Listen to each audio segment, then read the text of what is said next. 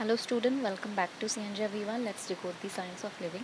This is your educator Sugan Sharma. So आज की video में हम बात करने वाले हैं अबाउट द प्रोटीन स्ट्रक्चर, जिसमें हम पढ़ेंगे क्वाटरनरी स्ट्रक्चर. उससे पहले हमने प्राइमरी, सेकेंडरी एंड टर्शरी पढ़ लिया था. आज हम देखेंगे अबाउट द क्वाटरनरी स्ट्रक्चर्स. तो क्वाटरनरी स्ट्रक्चर्स में उससे पहले हमने क्या पढ़ा है. टर्शरी स्ट्रक्चर में हमने देखा है कि हमारे पास कोई भी क्या होती है कि लीनियर पॉलीपेप्टाइड चेन होती है. वो इस तरह से बहुत सारे इंटरेक्शन के थ्रू फोल्ड होकर एक टर्शरी स्ट्रक्चर बना लेती है जो फंक्शनल भी होती है.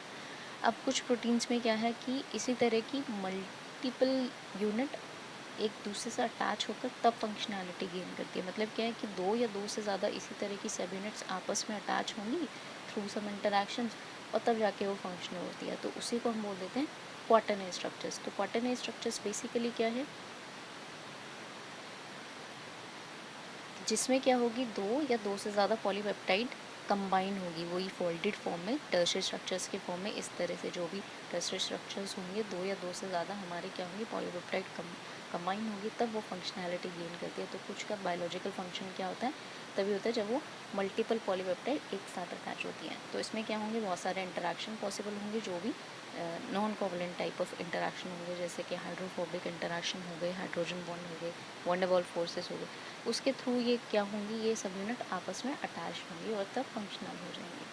तो उसी बेसिस पर कि वो हमारी जो यूनिट्स हैं जो भी मल्टीपल फॉर्म होंगे वो कैसे होंगे, सब यूनिट सेम भी हो सकती हैं, डिफरेंट भी हो सकती है. उसके बेसिस पे हमारा क्या होगी प्रोटीन होमोमेरिक हो सकती है, हेट्रोमेरिक हो सकती है. अगर सब यूनिट सेम होंगी, सेम काइंड की होंगी, तो हम क्या बोलेंगे होमोमेरिक टाइप ऑफ प्रोटीन्स बन जाएगा. और अगर डिफरेंट टाइप की होंगी तो हेट्रोमेरिक बन जाएगा. अब होमोमेरिक में दो हो सकती हैं, तीन हो सकती हैं, चार हो सकती है, तो उसके बेसिस पर नाम डिसाइड करेंगे. और हेट्रोमेरिक में भी इसी तरह से दो हो सकती हैं, तीन हो सकती हैं, चार ही हो सकती हैं. चार का मोस्ट कॉमन एग्जाम्पल हमारा आ जाता है हीमोग्लोबिन, जो क्या है हेट्रोटेट्रामेरिक. मतलब क्या है चार तरह की पॉलीपेप्टाइड चेन है जो डिफरेंट है.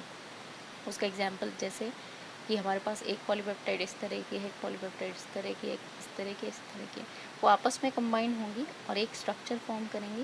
उसको क्या बोलेंगे, उसको बोलेंगे हम क्वाटरनरी स्ट्रक्चर्स. क्योंकि पॉलीपेप्टाइड डिफरेंट है, दो एक जैसी हैं, दो एक जैसी हैं, तो हम क्या बोलेंगे हेट्रोटेट्रामेरिक प्रोटीन हमारे यहाँ पर फॉर्म होगी, जिसका एग्जाम्पल हमारा आ जाता है हीमोग्लोबिन. ठीक है. जैसे कि इंटरेक्शन हमने बताया कि सब यूनिट आपस में सिंबल कैसे होंगी, नॉन कोवलेंट इंटरेक्शन के थ्रू होंगे.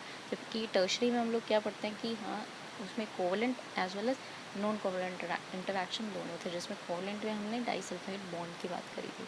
इसमें ये सब यूनिट आपस में अटैच होंगे थ्रू नॉन कोवलेंट इंटरेक्शन, जिसमें कि हमारे hydrogen bond, hydrophobic interaction, van der Waals forces, electrostatic interaction, इस तरह के इंटरेक्शंस आ जाएंगे. तो इस तरह से सब यूनिट असेंबल होकर हमारे क्या बनाएंगी क्वाटरनरी स्ट्रक्चर बनाएंगी. तो कुछ का बायोलॉजिकली जो प्रोटीन होती है वो एक्टिव क्वाटरनरी फॉर्म में होती हैं, बाकी टर्शरी फॉर्म हमारी क्या हो जाती है फंक्शनैलिटी गेन कर लेते हैं थ्रू वेरियस डोमेन. जो डोमेन होते हैं वही उनकी क्या होती है एक्टिव फॉर्म हो जाती हैं. So that was all about the protein structure, जिसमें हमने सारे कंप्लीट कर लिए हैं primary, secondary, tertiary and quaternary. I hope ये वीडियो आपको हेल्प करे. If you like this video, then hit the subscribe button and share with your friends. Thank you all.